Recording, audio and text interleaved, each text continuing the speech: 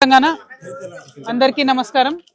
ఇవాళ మరి మొయినాబాద్ లో కేతిరెడ్డిపల్లి గ్రామంలో జరిగినటువంటి స్వప్న గారి యొక్క ఉదంతం ఏదైతే ఉందో మొత్తం రాష్ట్ర వ్యాప్తంగా కూడా తీవ్రమైనటువంటి బాధ కలిగించింది మా అందరికి కూడా. మరి ప్రత్యేకించి ఒక ఆడబిడ్డ చదువుకొని లాయర్ అయ్యి ఇవాళ లాయర్ ప్రాక్టీస్ చేసి రేపో మాపో పెళ్లి చేసుకునే వయసులో ఉన్నటువంటి ఆడపిల్లను మరి పర్సనల్ తగాదాలతోని సొంత కుటుంబ సభ్యులే మరి ఈ విధంగా చేయడం అన్నది నిజంగా ఎవరం కూడా జీర్ణించుకోలేకపోతా ఉన్నాం. అయితే ఇక్కడ ఘోరం ఏంటంటే ప్రతి ఇంట్లో ఏదో ఒక లొల్లు ఉంటుంది, అది పక్కన పెడితే పోలీస్ వాళ్ళకి ఎన్నిసార్లు కంప్లైంట్ ఇచ్చినా వాళ్ళు పట్టించుకోకపోవడం అన్నది చాలా దారుణం.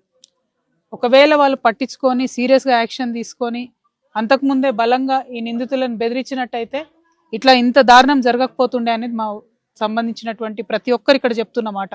సో నేను ఇవాళ ప్రభుత్వాన్ని ఒకటే కోరుతా ఉన్నా, ఇవాళ హైదరాబాద్ నగరానికి కూతవేటు దూరంలో ఉన్నటువంటి ఈ కేతిరెడ్డిపల్లిలో ఇంత అన్యాయం జరిగిందంటే కేవలం పోలీసులు అంటే భయం లేకపోవడం వల్లనే జరిగింది. హైదరాబాద్ మహానగరంలో కూడా గన్నులు పెట్టి బెదిరించి డబ్బులు గుంజుకుపోయేటటువంటి పరిస్థితి కనబడుతున్నది. ఎటు పడితే అటు ఆడపిల్లల మీద రోజు రోజుకి దారుణాలు దాష్టికాలు పెరిగిపోతున్నాయి. దయచేసి ప్రభుత్వాన్ని నేను కోరుతా ఉన్నాను, మీరు శ్రద్ధ పెట్టండి, పోలీసులకు స్ట్రిక్ట్ ఇన్ఫర్మేషన్ ఇవ్వండి, ఏదన్నా కంప్లైంట్ వస్తే సీరియస్గా తీసుకోమని చెప్పండి. పైగా ఈ అమ్మాయి అడ్వకేట్స్కి సంబంధించి అడ్వకేట్స్ ప్రొటెక్షన్ యాక్ట్ అని ఉంటుంది. ఏ లాయర్కైనా కూడా కొంత ప్రొటెక్షన్ అనేది చట్టంలో ఉంటుంది. దానికి సవరణలు చేసి దాదాపు 2 సంవత్సరాల నుంచి ఆ బిల్లు పాస్ కాకుండా అసెంబ్లీలో పెండింగ్ ఉన్నది. ఆ బిల్లు తొందరగా పాస్ అయ్యేటట్టు చూడాలని కూడా నేను ప్రభుత్వాన్ని డిమాండ్ చేస్తూ ఉన్నాను.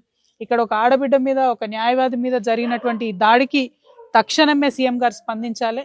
స్పందించి మరి ఏదైతే నేరస్తులు జైల్లో ఇప్పటికే పెట్టినారో వారికి శిక్ష తొందరగా పడాలి. ఫాస్ట్ ట్రాక్ కోర్టులో దీన్ని చేపట్టాలి. లాయర్లందరూ కూడా హైకోర్టులో ధర్నా చేసి మేమెవ్వరం కూడా ఆ నిందితుడికి బెయిల్ వేయబోమని స్పష్టంగా చేసినారు. కాబట్టి మరి త్వరితగతిన ఫాస్ట్ ట్రాక్ కోర్టులో 3 నెలల లోపల శిక్ష పడేటి ఫైనల్ చేసేటటువంటి ప్రయత్నం చేయాలి. తొందరగా శిక్ష పడకపోతే భయం అనేది ఉండదు నేరస్తులకు. కాబట్టి ఆ ప్రయత్నం చేయాలని చెప్పి నేను ప్రభుత్వాన్ని కోరుతా ఉన్నా. ఇప్పుడు ఆ నిందితులు 4గురిలో ఒక అతను ఆల్రెడీ ఇదివరకే హత్యానేరం కింద ఉన్నటువంటి వ్యక్తి అని చెప్తా ఉన్నారు. కాబట్టి మరి కఠినాతి కఠినంగా శిక్షించాలి, ఆడబిడ్డలకు భరోసా ఇవ్వాలని ప్రభుత్వాన్ని డిమాండ్ చేస్తూ మరి స్వప్న కుటుంబ సభ్యులకు పాపం ఇద్దరు కూడా చాలా ముసలి వాళ్ళు అయినటువంటి తల్లులు ఉన్నారు. వాళ్ళిద్దరికి కూడా వారి పక్షాన మేమందరం నిలబడతాం, గ్రామస్తులందరూ కూడా నిలబడతారు.